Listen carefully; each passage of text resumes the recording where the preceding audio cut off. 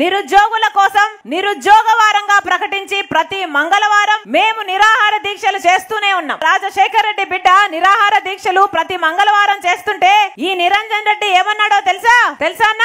మంగళవారం మరదలు అన్నాడు నన్ను. ఎవర్రా మరదలు? సిగ్గుండాలి కదా.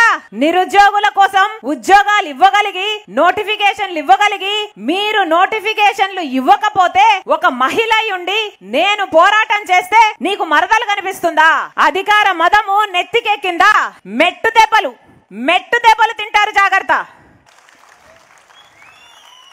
పరాయి స్త్రీలో ఒక తల్లినో ఒక చెల్లినో చూడలేని సంస్కార హీనుడు ఈ నిరంజన్ రెడ్డికి వీధి మీద ఉన్న వీధి కుక్కకి ఏమైనా తేడా ఉందా? ఏమీ లేదు కదా.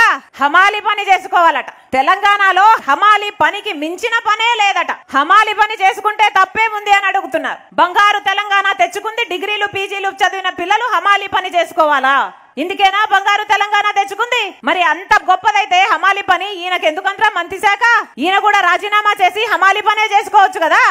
వరి వేసుకుంటే ఉరే అని ఒక సన్నాసి ముఖ్యమంత్రి అంటే వరి వేసుకోనియకండి అని ఒక ఆదేశాలు జారీ చేశాడు ఈ పెద్ద సన్నాసి నిరంజన్ రెడ్డి. ఈ సన్నాసులకు అసలు పరిపాలన చేతనైందా? రుణమాఫీ చేయడం చేతనైందా?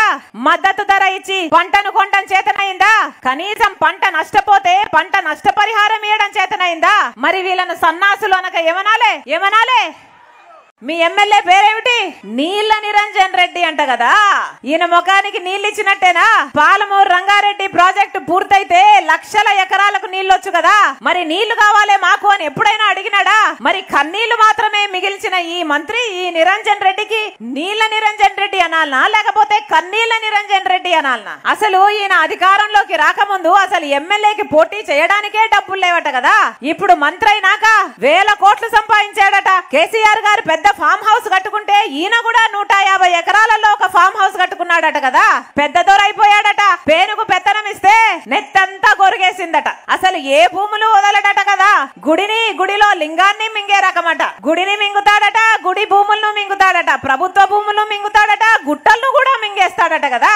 అసలు అన్ని భూములు ఈయనకే కావాలట. చెరువుల పేర్లు చెప్పి 100 కోట్లు మింగేశాడట. ఇక ఈ బకాసుడు ఇంకెంత తినాలే? ఎంత తింటే ఈయన ఆకలి తీరాలే? ఇలాంటి వాళ్ళు నాయకులు. ఈయన మంత్రి. అసలు నోటికి అదుపు ఉందా? నిరంజన్ రెడ్డి నోటికి మంత్రిని చేశాడు కదా కేసీఆర్ సారు. ఎలా అయ్యాడు మంత్రి? ఎలా అయ్యాడు మంత్రి?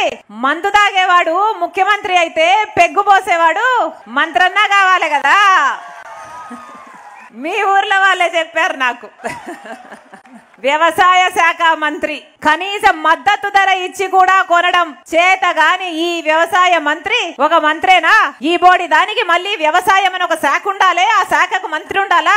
అంతా దండగే కదా. ఎందుకు ఈ మంత్రి ఉన్నట్టు? లైన్లలో పాపం రైతులు ఎరువుల కోసం నిలబడి చచ్చిపోతే ఏమన్నాడు? సినిమా టికెట్ల కోసం లైన్లలో నిలబడి చచ్చిపోవడం లేదా? గిది అంతే కదా అన్నాడు కదా.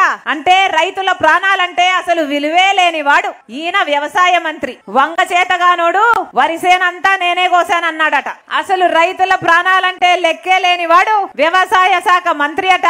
ఈయన ఉద్ధరించేసేస్తున్నాడట. ఎన్ని కథలు చెప్తాడు. నిరుద్యోగులు పాపం జాబ్ నోటిఫికేషన్లు వేయంటయా, మేము ఉద్యోగాలు కోరుకుంటున్నాము అని అడిగితే ఏమన్నాడు ఈ మంత్రి? హమాలి పని చేసుకోమన్నాడు ఈ మంత్రి. ఇదేనా బంగారు తెలంగాణ?